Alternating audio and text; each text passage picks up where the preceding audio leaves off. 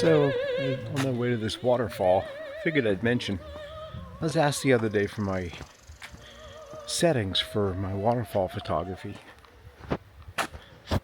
Actually, I wasn't asked, but it sounds like a good introduction to this little segment.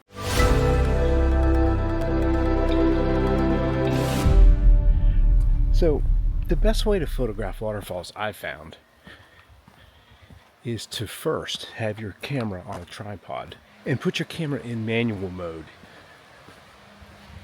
I'll normally shoot at whatever aperture makes sense, if I want everything sharp, f11, f8, depending on the composition. If it's really bright out, I'll go like way up to f22, because what I want to do is I don't want to let a lot of light into the scene. I want to properly expose it, but I also want to have the ISO low because I don't want noise, but I also want to drag the shutter half second, maybe a second. I find that the more water there is, the less of a shutter release I want, or time, because it gets too blurry. And the goal for me is to make soft, wispy motion out of the water. So I'll shoot for like a half a second, maybe a second. And sometimes in order to do that, because of those settings, if you're in bright sun, it's going to be too much light. So you want to use a neutral density filter. I have a variable one on my camera now, a 2 to 5 stop, I believe. Because it's like putting sunglasses in front of the camera. So you want to let less. By the way, I'm looking all over. Number one, to make sure I'm not being viewed as I record like a dork. And more importantly, keeping an eye out for bears.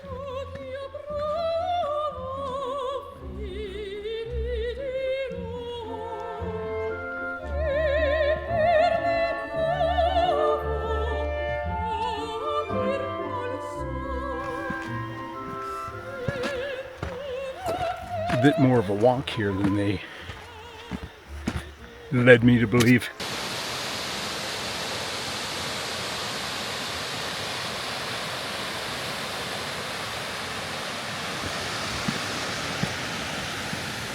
Well, there's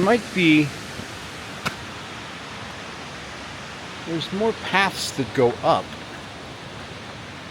which, let's face it, if you're listening to me on these videos, you realize that I'm in no shape to continue hiking up. But, well, and secondly, as you know, I love photographing waterfalls. I love seeing them. I just love everything about them. I love the hike to get there, the appreciation of nature, the sounds, just everything about it. The quiet,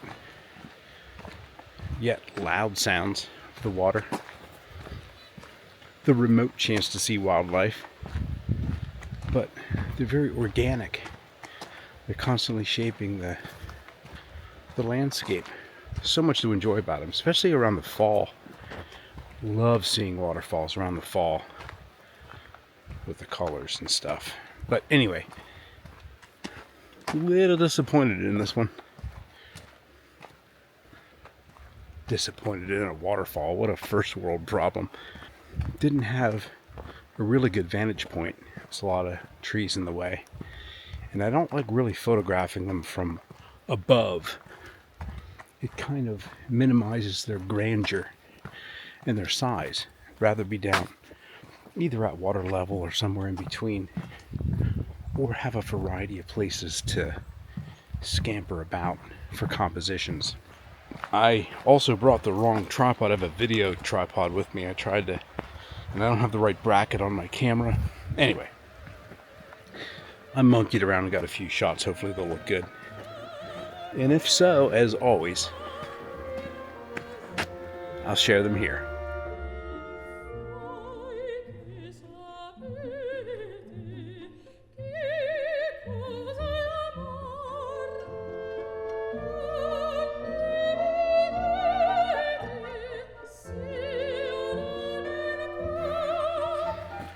Had a few conversations with my buddy Frank regarding this vlog and opportunities.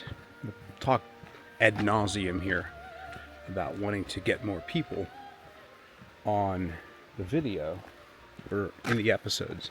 And I had a chance today. I told the proprietor that I had watched Alice's video on the bed and breakfasts in this area. She's like, oh wow, cool. So I guess she knew that she was creating that. I should have at that point said, well, I'm doing my own video. I've got like 7 followers, but I'd like to share this with my audience. And I should have gotten her on video talking about just a couple little sound bites, you know. As always, I missed the chance. I guess this is like a call out to my viewers here. If anybody knows anybody that's doing anything interesting out in the country, you know, artists, entrepreneurs, I'd love to showcase what they're doing, you know, as I travel. So feel free to leave a comment, you know.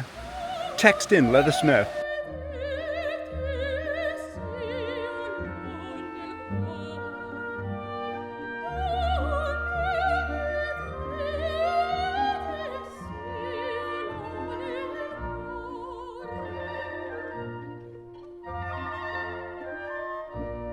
The last place I was at in Glacier, the last video or series of videos with my daughter, well, with my family, just call it my family. You know, I had a list of all kind of hikes and things that I wanted to do, and I wasn't really pushing it, you know. We're all in various shapes of being in shape. Me probably the least, actually. And we didn't really go on a lot of hikes like I wanted to or like I envisioned, but we did a lot of stuff. But really, it's nice to get out here right now. I want to do a couple more before I end this series. I'm only out here another day, but I want to get out into the woods more, you know? So awesome. Plus I have the bear spray. So I'm good to go. Could you imagine? I could see the headline now. South Floridian had to deploy bear spray on Mirrored Falls. Good God.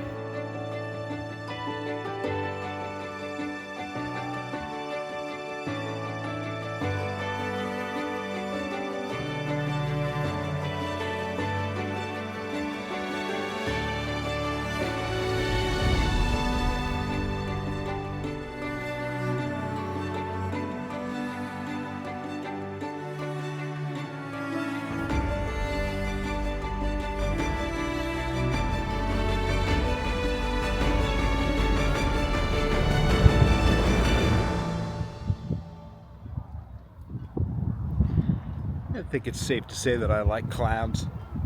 I'm in a place called Sandport, Idaho. It's where I was going to stay last night. Ended up staying up in Bonners Ferry, I think it was. Anyway, this is a cute little town on the water, on this big lake, and there's a Best Western that's right up there.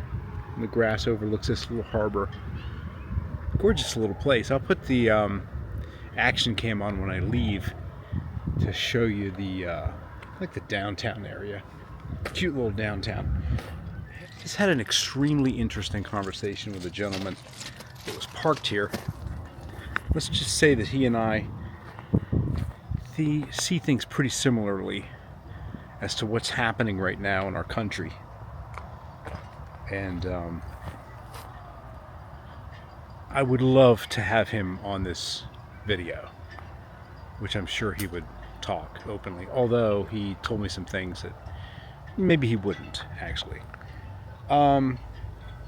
Yeah, if I shared anything like that, or if he even talked about half the stuff we talked about, my channel would get shut down. Let's just say that.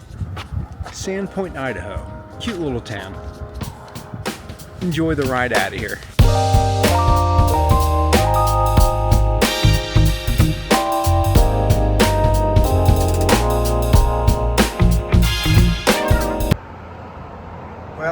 finally found a mountain goat.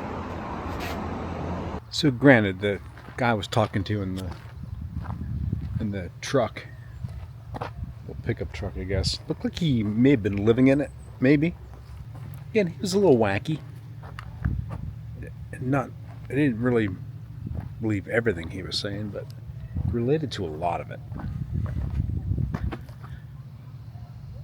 But again, we're looking for pretty stuff. I'm on the other side of the lake, some ducks down there, and we're exploring this lake around Sandpoint. You know, I'm really not stopping for lunch, but if I was, man, what a perfect place, huh?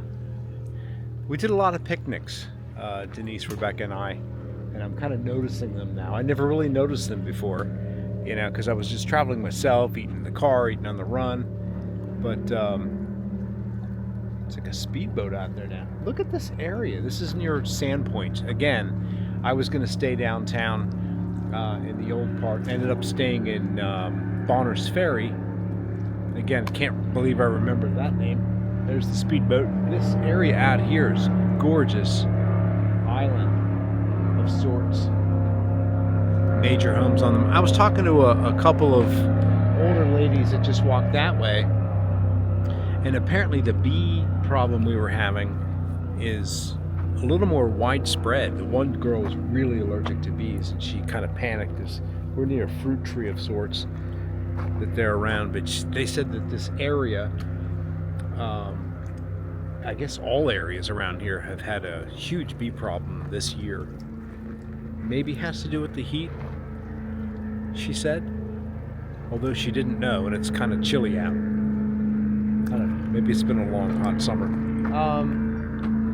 Yeah, so check it out. I just passed a lodge called the Lodge at Sandpoint. And the reason I'm bringing that up is I didn't know where it was. I was looking for it because I had AI help me write an article on this area, what to see, where to stay. It had mentioned the Best Western that's down by the water, but it also mentioned the Lodge at Sandpoint. I couldn't find it. It's probably pretty expensive. If maybe I'll share some info about it, but I passed it. It's on this side of the water. Looks pretty nice. I'm not staying anywhere here though. I'm rolling out of here. It is pretty, very pretty lake. Onward we go. Thanks for joining me on this discount tour.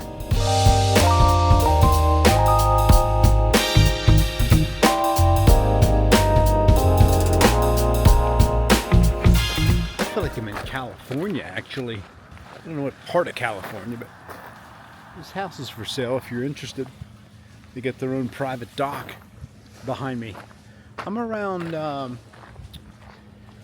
Coeur d'Alene, or Lake Coeur d'Alene in Idaho, and the town that I just went through is the town of Coeur d'Alene. And it's more of a city now. I was talking to the girl at my bed and breakfast this morning, and I guess her words were everybody found out about it, and it's kind of gotten nuts. There's been a lot of construction, like any good thing. You know, people find out about cool places and they expand. Check this out. The road that I'm taking is going around the river. You can see the homes up in the hills. I guess that's the aspect that kind of reminds me about California.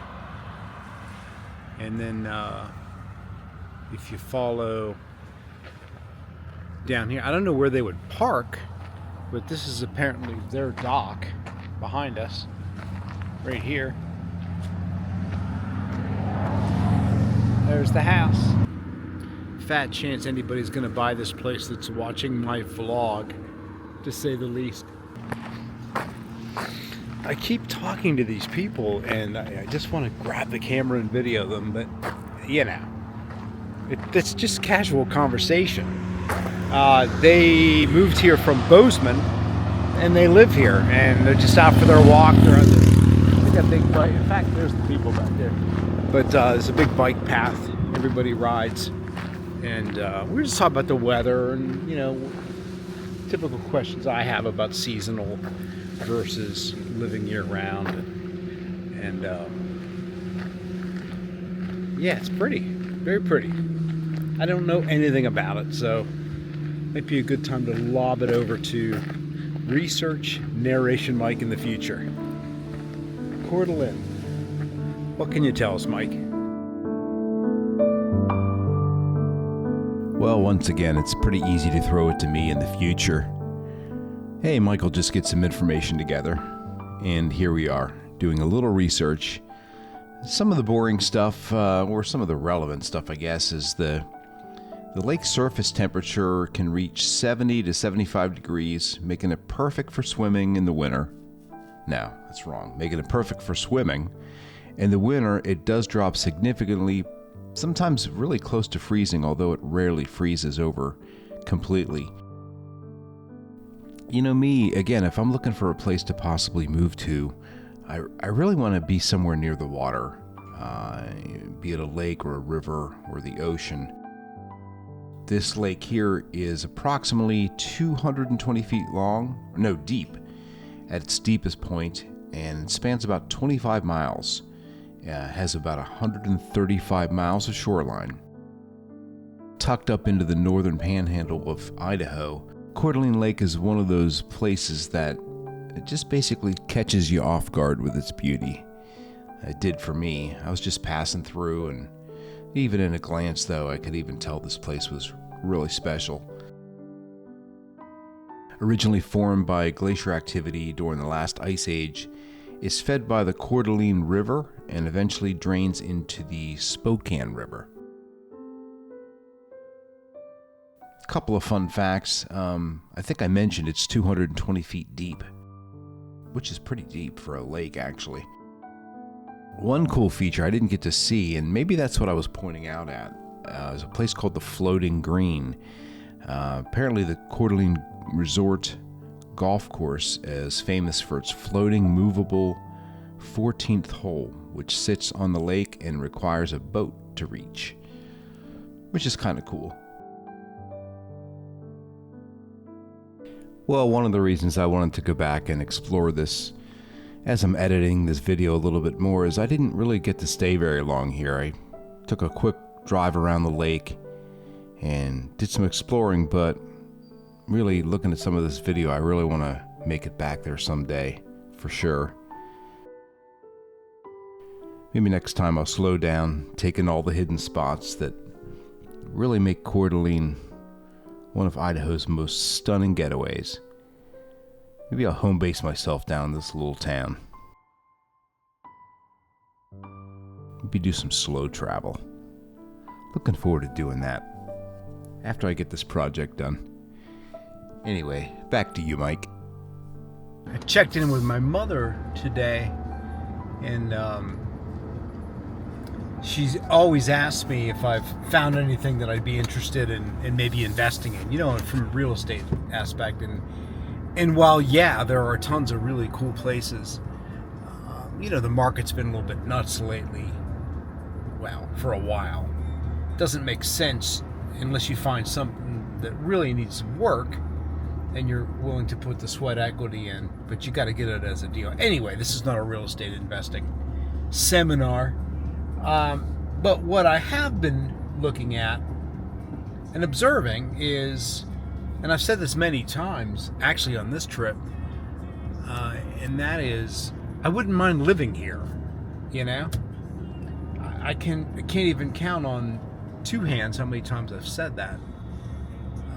Well, certainly since I started this journey. And this area around here of Lake Coeur d'Alene is one of them. Only because it has a cute little downtown.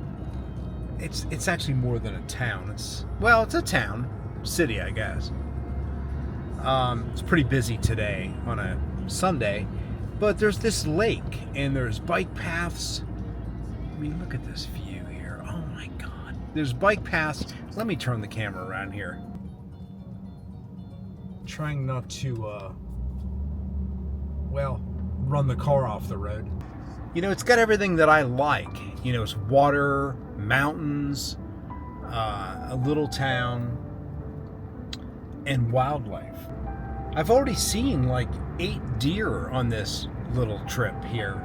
So you don't have to really get out of the town that far to see wildlife. They got these homes up on the hills overlooking the lake, and they look like they really take care of this place too. So anyway, I'm really digging Idaho. Who knew? I was gonna say there's 3 more deer, but they were deer statues. There's a tiny little fixer-upper. Look at the picture windows, would you? Next stop, Wallace, Idaho.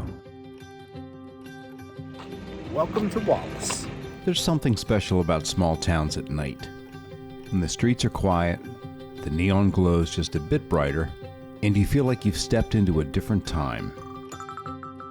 That was my first impression of Wallace, Idaho. As I walked through the town, most of the shops had already closed for the evening, but their charm still filled the streets.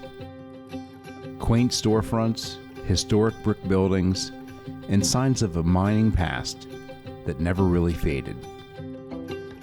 Wallace calls itself the center of the universe, an extremely bold claim for a small town of about 700 people, but spend a little time here and you'll start to get it. Once one of the richest silver mining towns in the country, it's now a mix of history, art, and small-town grit. Every building in town is on the National Registry of Historic Places, which is pretty rare. As I filmed this evening, I kept thinking about what my friend Frank had said, how these videos should include more conversations with the locals. Wallace seemed like a perfect place for that. It's a town full of stories, whether from the miners who worked underground for decades, or the shop owners keeping the history alive. And just a few quick fun facts. Apparently every building is historic. Wallace is one of the only towns in the U.S. where every single building in the downtown area is on the National Register of Historic Places. I'm going to probably do something in my next video about a lot of these buildings because I was really kind of taken back at the beauty and the quaintness and the preserved quality of some of these. Make sure and check back for the next video for a bit more on that.